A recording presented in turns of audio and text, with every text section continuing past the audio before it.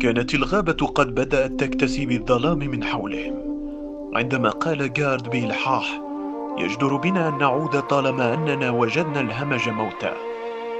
بادره السير وإيمار رويس قائلا بابتسامة ساخرة خفيفة جدا: وهل يجردك الموت من رجولتك؟ لم يسمح جارد لنفسه بابتلاع الطعم.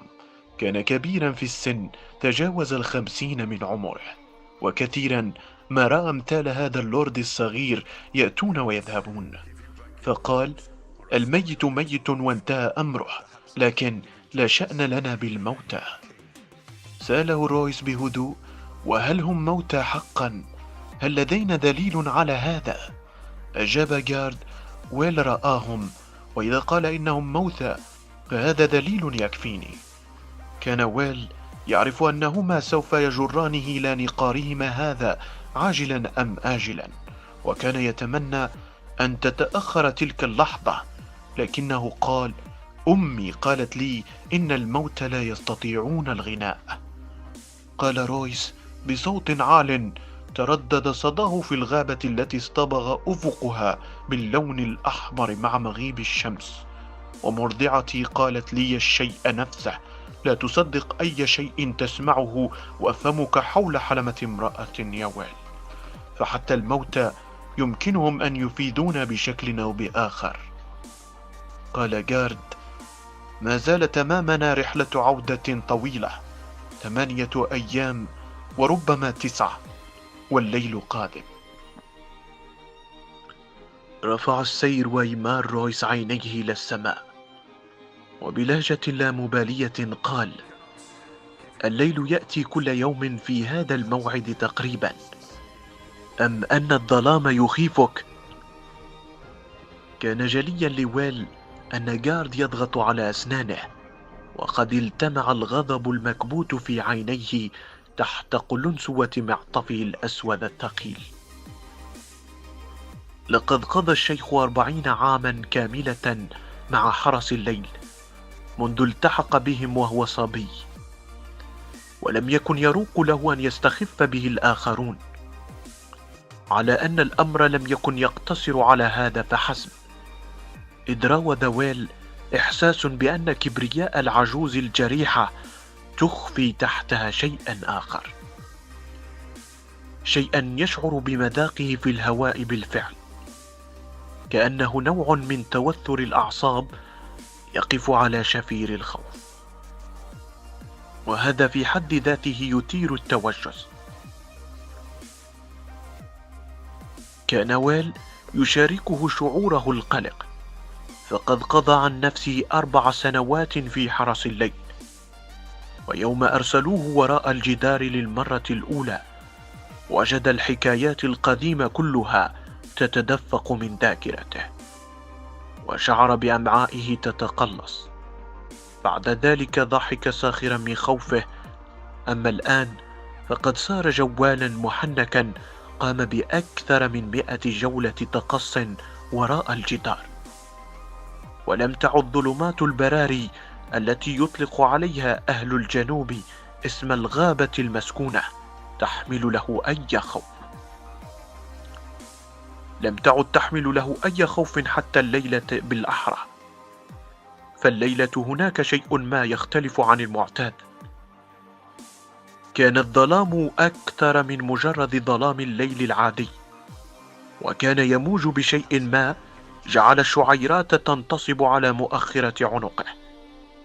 أيام 9 مرت على هذه الجولة التي أخذتهم شمالا، ثم إلى الشمال الغربي، ثم شمالا مرة أخرى، وبعيدا عن الجدار أكثر فأكثر. قضوها في اقتفاء آثار جماعة من المغيرين الهمج، وكل يوم أصعب من سابقه.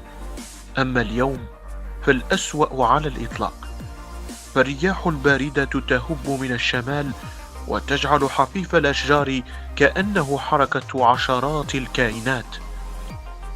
وصاحب ويل طوال اليوم شعور بأن ثمة شيئا ما يراقبه، شيئا باردا قاسيا لا يكن له أي مودة، جارد أيضا راوده الشعور نفسه، بينما لم يرغب ويل في شيء في تلك اللحظة أكثر من أن ينطلق عائدا بأقصى سرعته إلى أمان الجدار. لكن لم يكن من الجائز طبعا أن تعبر عن رغبة كهذه لقائدك، خصوصا إذا كان قائدك هو هذا الرجل. كان السير ويمار رويس أصغر أبناء عائلة قديمة أنجبت خطا طويلا من الورثة، شابا وسيما في 18 من عمره، رشيقا نحيفا كسكين، وله عينان رماديتان. ارتقى الفارس على صهوة جواده الأسود الضخم فوق ويل وجارد اللذين امتطيا حصانين أصغر حجما، وقد ارتدى حذاء جلديا أسود طويل العنق، وسروالا أسود من الصوف، وقفازين أسودين من فرو الخل، مع معطف أنيق من الحلقات المعدنية السوداء اللامعة فوق طبقات وطبقات من الصوف والجلد التي تمت تقويته بالزيت المعلم. كان السير ويمار أخا تحت القسم في حرس الليل منذ ما لا يزيد على نصف العام، لكن لا أحد يمكنه أن يزعم لم يكن مستعدا لهذا العمل.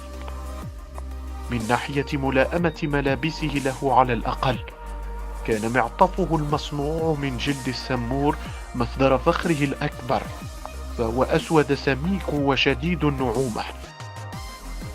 كان جارد قد قال عنه لرفاقه في حرس الليل ذات مرة وهم يحتسون النبيذ: أراهن أن محاربنا العظيم قتلهم جميعا بنفسه، أراهن أنه كسر أعناقهم الصغيرة.